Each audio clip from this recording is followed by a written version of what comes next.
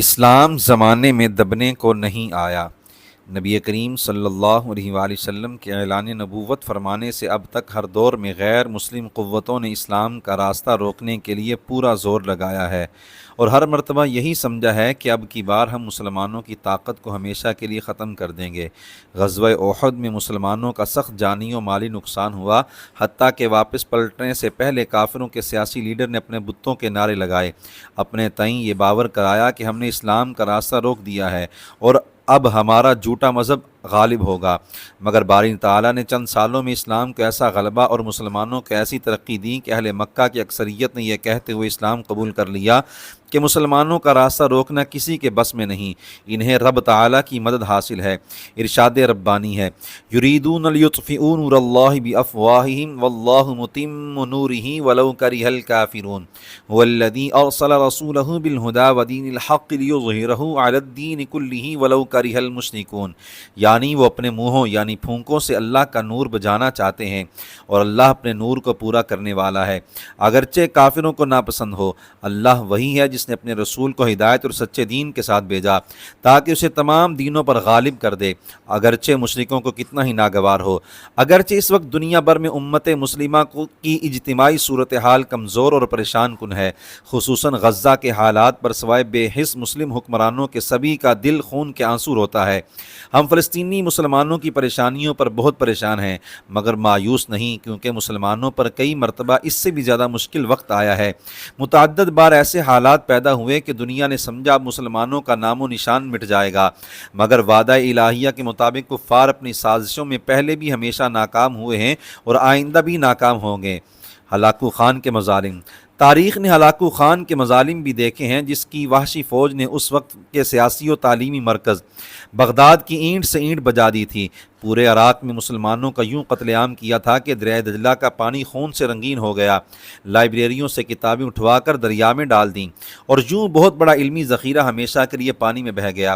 ہر طرف ظلم کا راج تھا، مگر بالآخر ہلاکو خان نیست و نابود ہوا اور عرب شریف پھر سے اسلام کا مرکز و مضبوط قلعہ بن گیا۔ برطانوی مظالم۔ ہم اپنے خطے کی تاریخ دیکھیں تو سکھوں، ہندوؤں اور انگریزوں نے بر صغیر میں اسلام اور مسلمانوں کو دبانے کے لیے ایڑی چوٹی کا زور لگایا۔ نواب سراج الدولہ اور شیر میسور ٹیپو سلطان جیسے بہادر حکمرانوں کا خون بہایا گیا۔ مولانا سید کفایت علی کافی علیہ رحمہ جیسے ہزاروں علماء کرام اور مذہبی رہنماؤں کو نہایت بے دردی کے ساتھ شہید کیا گیا۔ فکری طور پر غلام بنانے کے لیے یہاں کا نظام تعلیم تبدیل کیا گیا، اسلامی تہذیب کی جگہ انگریزی کلچر کو رواج دیا گیا۔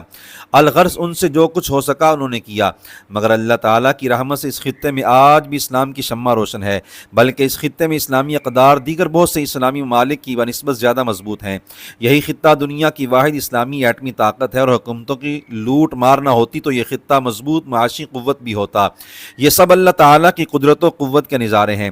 امریکی مظالم۔ 9/11 کے بعد امریکہ نے نیٹو کے ساتھ مل کر افغانستان اور عراق پر خوفناک ہتھیاروں سے حملہ کر دیا۔